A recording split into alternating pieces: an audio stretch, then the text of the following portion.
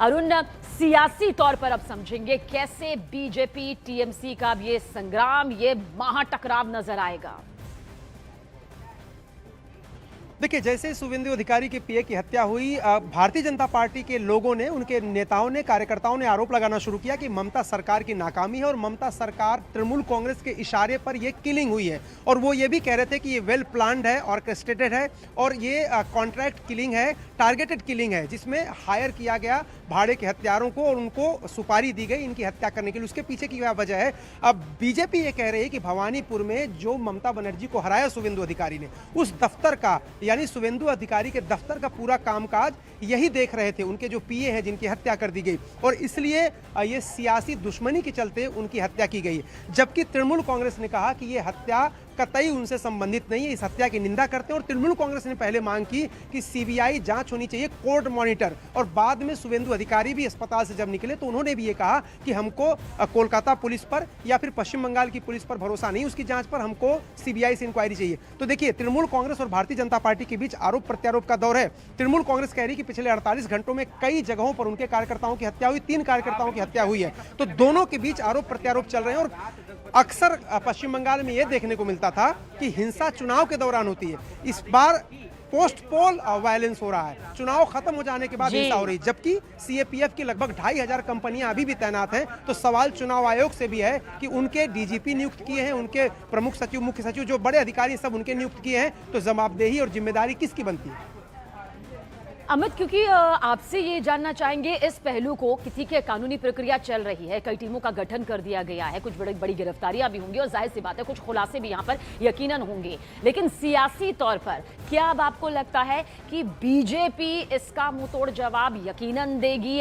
क्योंकि आप एक भारी बहुमत के साथ, प्रचंड बहुमत के साथ में आते हैं और सीधा जिन्हें मुख्यमंत्री का न सिर्फ एक बड़ा चेहरा माना जा रहा है बल्कि अमूमन माना जा रहा है कि शुभेंदु अधिकारी ही पश्चिम बंगाल के नए सीएम की सत्ता पर काबिज यहां पर होंगे, और उन्हीं के सबसे करीबी पीए की हत्या यहां पर कर दी जाती है। एक बहुत बड़ा संग्राम होगा।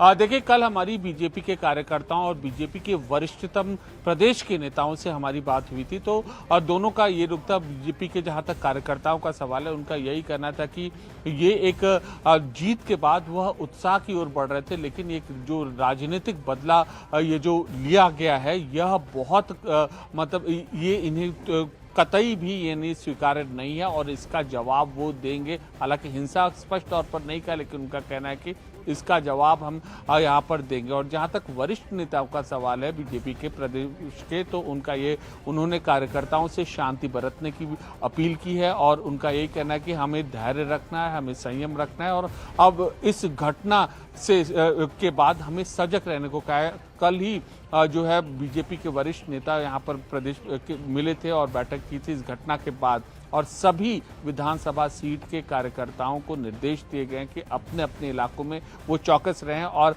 जैसे ही ऐसी हिंसा की घटना सामने आती है तो तुरंत कानून व्यवस्था पालन करने वाली एजेंसियों को वो सूचित करें। तो सजगता एकदम उच्चतम स्तर से बढ़ती जाए, यह संदेश दिया गया है, यह निर्देश दिया गया है बीजेपी स्टेट लीडरशिप द्वारा कार्यकर्ताओं को। बिल्कुल, आप दोनों हमारे साथ बने रहिएगा और भी जानकारी आपके जरिए दर्शकों तक पहुंचाएंगे, क्योंकि ये इस वक्त की सबसे बड़ी खबर है। और देखिए, ब्रेकिंग फर्स्ट आप तक पहुंचा दे, पीए चंद्रनाथ रथ की हत्या की खबर का पता चलते ही शुभेंदु अधिकारी मौके पर पहुंचे और अस्पताल का दौरा किया, जहां पीए चंद्रनाथ का पार्थिव शरीर रखा गया है। शुभेंदु अधिकारी ने हत्याकांड की हाई लेवल जांच की मांग की और हत्या को प्री प्लान मर्डर यहां पर बताया, यानी कि पहले से ही ये साजिश रची गई थी।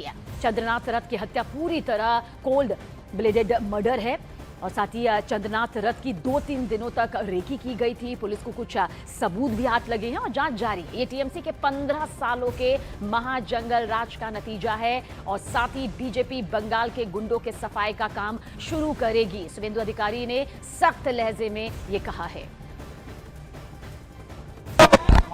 ये प्री प्लान मर्डर है, ये हम लोग का बात नहीं है, पुलिस का डीजीपी का बात है। 2-3 दिन रेकी करके fully pre plan murder, police ने इन्वेस्टिगेशन चालू किया, स्टेट का सीनियर पुलिस ऑफिसर है। हम लोग बहुत पेनफुल हार्ट में ये जो मर्मांतिक हादसा हुआ, इसका निंदा करने का कोई भाषा हम लोग का पास नहीं है। दिल्ली से हमारी गृह मंत्री से लेकर राष्ट्रीय अध्यक्ष से लेकर संतोष जी से लेकर सब ने जानकारी लिया है। केंद्रीय मंत्री डॉक्टर सुकांतो मजूमदार, उन्होंने 4 घंटे तक पूरा जो इंसिडेंट हुआ फैमिली का साथ, पुलिस का साथ बात किया है। पार्टी की ओर से ऑनरेबल एमपी पार्टी का जीएस ज्योतिर्मय सिंह महातो जी और कम से कम 20 चुने हुए विधायक सब अपने अपने क्षेत्र छोड़कर ये जो हुआ है इसके लिए परिवार का साथ और हमारी वर्कर का साथ रहने के लिए आया है।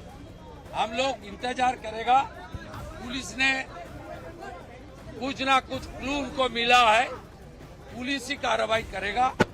डीजीपी देख रहा है, एक हमारी आईपीएस हमारी लीडर भारती गिस जी ने पुलिस का जो इन्वेस्टिगेशन और बीएनएस की अंदर क्या क्या हो सकता है वो उसको बारे में जानकारी इकट्ठा करेगा। बंगाल की जनता भी सुरक्षित नहीं है। ऐसी घटना हुआ है कि 15 साल का महाजंगल राज का एक कुफल का नतीजा है। बीजेपी सरकार जब टेकअप कर लेगा एडमिनिस्ट्रेशन, तब धीरे धीरे गुंडा को सफाई करने का काम शुरू हो जाएगा। थोड़ा इंतजार करना चाहिए।